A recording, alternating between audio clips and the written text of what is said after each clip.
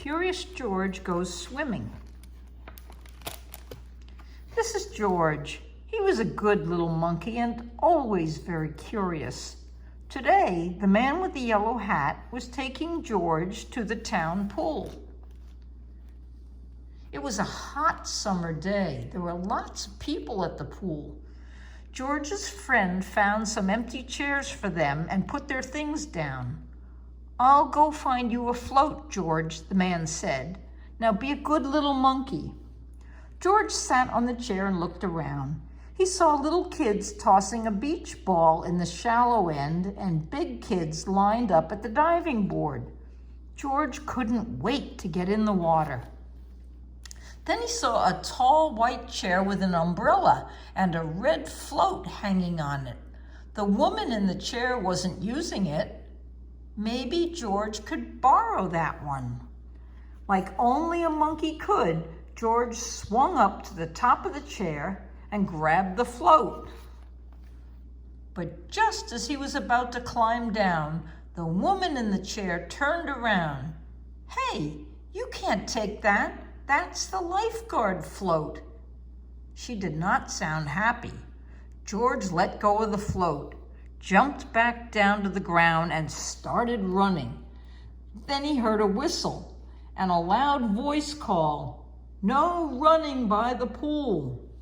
George slid to a stop. He walked very slowly back to his own chair. The man was there waiting for him. "You have to be careful at the pool, George," the man said. "The ground gets wet and slippery and you could fall." George nodded. Then the man handed George a small foam board. "I got you a kickboard. You hold on to it in the water to help you float. Why don't you go for a swim?" George thought that was a great idea. He took the kickboard and got into the pool. The pool was cool and refreshing. Everywhere George looked, kids were having fun. Some were doing swim races across the pool. Some were playing water tag. Others were even doing handstands in the water. Then George noticed one little girl holding on to the side of the pool. George waved for her to come swim, but she wouldn't let go of the edge. George wanted to show her how much fun swimming was. He kicked his legs. He paddled his arms. He hopped up on top of the kickboard like he was surfing. Surfing would be even more fun if there were waves to ride. George was curious.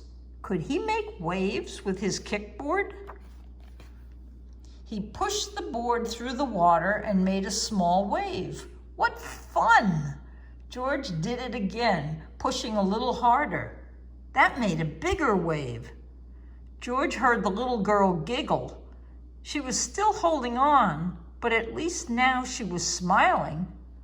George pushed the board out into the water as hard as he could and made a wave so big that, oh no, it splashed over the side of the pool. "Tweet, tweet," he heard the loud whistle again. No splashing. Whoops, George hadn't meant to break another pool rule. He swam over to the side and sat down. Then he saw the little girl pulling herself over to him along the side of the pool. "Hi, I'm Lucy," she said. "I know you didn't mean to splash. It was just an accident. You're a really good swimmer." George smiled. "I wish I were a good swimmer like you. My dad has been teaching me. He says I can do it, but I'm scared to let go.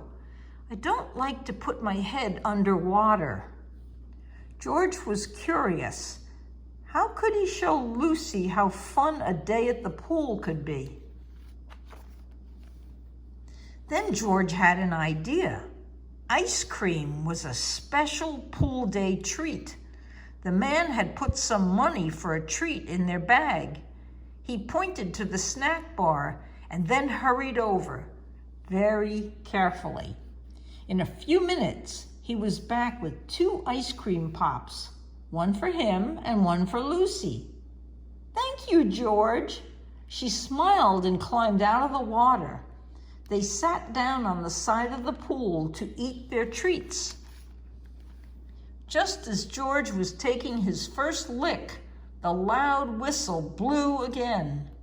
"No food by the pool," the lifeguard yelled. George was startled. He dropped his ice cream into the pool. Oh no, it was sinking to the bottom. He had to get it before it made a huge mess. George jumped right in after it. He swam down to the bottom of the pool. But where was his ice cream? When he came back up for a breath, he saw Lucy under the water. And she was getting his ice cream. In a moment, the lifeguard was there, ready to rescue. But then Lucy popped back up. She handed George his ice cream pop, or what was left of it, and wiped her hair from her face. The lifeguard was about to scold them when Lucy broke into a huge smile. "I did it, George. I swam underwater, and it's all thanks to you." This made the lifeguard smile too. She wrapped them in dry towels and helped clean up the mess. It was a great day at the pool. George had a new friend and a new ice cream. The end. Good night, Sammy. Good night, Sophie.